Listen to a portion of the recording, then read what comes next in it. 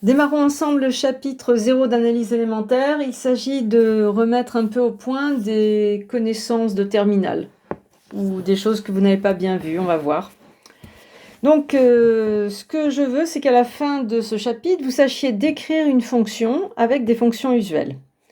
Alors, qui sont les fonctions usuelles? Je vous les ai rappelées. Il y a toutes les fonctions puissance.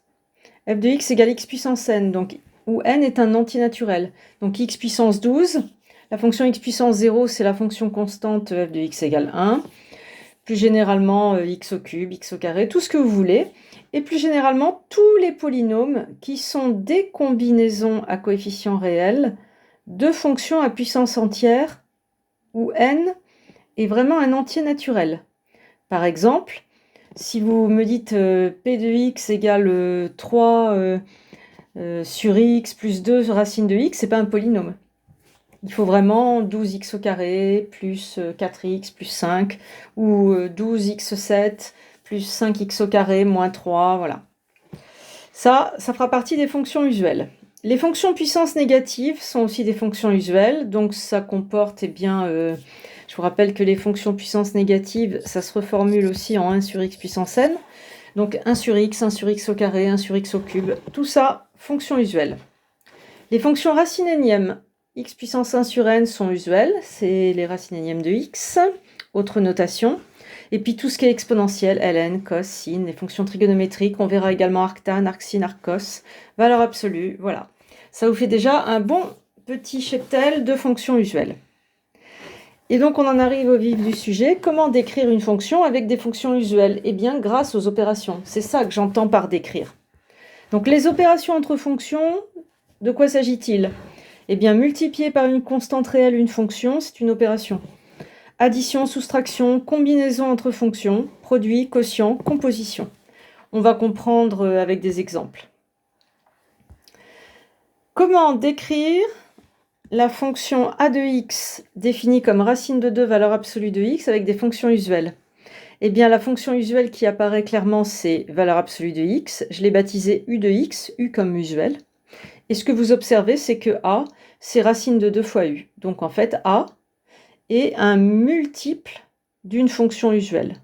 C'était ça la première propriété dont il était question ici, multiplié par une constante réelle. Si je prends maintenant x au carré plus racine de x, eh bien, je repère deux fonctions usuelles, la puissance entière ici, racine de x, et ce que j'observe, c'est que b, c'est la somme des deux. Donc, on est dans l'opération addition. Je viens de décrire b en tant qu'addition de deux fonctions usuelles. Pour ces deux x, ça marche pareil. Vous déclarez les mêmes fonctions, et ce que vous observez, c'est une soustraction. Opération usuelle, vous venez d'écrire c avec vos fonctions usuelles, c'est la différence des deux. Plus généralement ici, 5x au carré moins 4 racine de x, eh bien, vous avez ici des coefficients réels, des constantes, 5 et moins 4.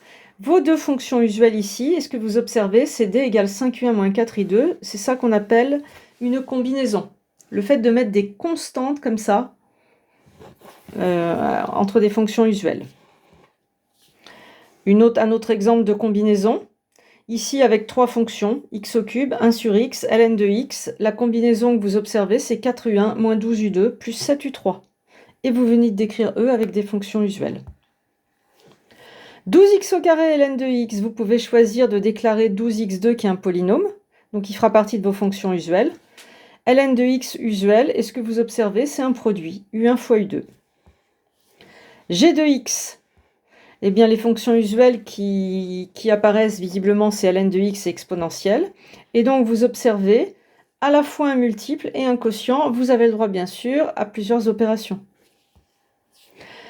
H de x. Alors, h de x, c'est pas un produit, c'est pas un quotient, c'est rien de tout ça, c'est la composée.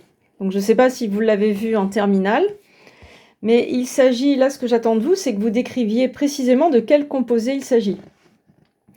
Là, on peut baptiser u1 3x au carré plus 12, c'est usuel puisque c'est un polynôme, et u2 de x racine de x usuel. Et la composition que vous observez, c'est u2 rond u1. Donc comme je ne sais pas si vous l'avez bien vu en terminale, j'ai fait un petit rappel. Déjà, Première remarque, U2 rond U1, c'est défini comme U2 de U1 de X quand vous voulez calculer l'image. Donc si on veut vérifier que ce que j'ai écrit fonctionne, eh bien vous voyez, U2 de U1 de X, c'est U2 de 3x au carré plus 12. J'ai simplement remplacé la U1 de X par sa formule. Et ensuite, je calcule l'image de 3x au carré plus 12 par la fonction U2. Donc puisque U2 de X, c'est racine de X, vous comprenez bien que U2 de 3x au carré plus 12, c'est racine de 3x au carré plus 12. Et donc, mon affirmation est bien correcte. Comment j'ai fait pour le trouver? Pour observer, pour trouver les U1, U2 à déclarer et la bonne composée, eh bien, il suffit de penser aux enchaînements. Si vous vouliez construire vos fonctions h en partant de x, vous commenceriez par 3x au carré plus 2. Puis, vous mettriez la racine carrée. Votre première fonction, c'est U1. Et ici, ce qu'il faut comprendre, c'est que la deuxième fonction U2, c'est celle qui consiste à prendre x racine de x. C'est ça qui est dur en général pour les étudiants au départ. Voilà comment j'ai trouvé U2. J'ai fait intervenir racine, mais racine élémentaire. On va s'entraîner avec les suivantes. Je vous propose I de x et ln de cos x. Même chose, par défaut, vous voyez bien que ce n'est pas les autres opérations et vous devez sentir que c'est la composée, mais laquelle? L'enchaînement, quand vous partez de x, c'est d'abord de mettre cos x, puis un coup de ln. Donc en fait, votre fonction cos x, ça va être U1, et votre fonction ln de x, la basique, ça va être U2. Donc, je déclare mes deux fonctions, et ce que j'observe, c'est que i, c'est U2 rond U1, dans cet ordre-là. Puisque quand je pars de x, je commence par mettre cos x. Donc, on commence par U1, et là, U2 rond U1. Pas vous tromper. Autre entraînement, ln de cos 3x moins 12. Bon, là, c'est une composée de trois fonctions. Si vous regardez comment ça s'enchaîne, vous partez de x, vous construisez 3x moins 12, puis un coup de cosinus, puis un coup de ln. Et donc, vous observerez que J, c'est U3 rond U2 rond U1. Autre exemple, valeur absolue de 5x moins 2. Bon, U2 rond U1 avec U2 la valeur absolue et U1 5x moins 2. Ici, peut-être plus difficile pour vous à sentir. Vous pourriez décrire cette fonction comme avec des produits, des enchaînements. Mais en fait, ça, on voit tout de suite que c'est un polynôme en cos x. Ça viendra vite, si vous ne l'avez pas vu instantanément. Donc si je pose U1 égale cos x, c'est évident qu'elle intervient, celle-ci. Et si je pose ce polynôme, eh bien on observe L égale U2 rond U1. Un peu comme un changement de variable.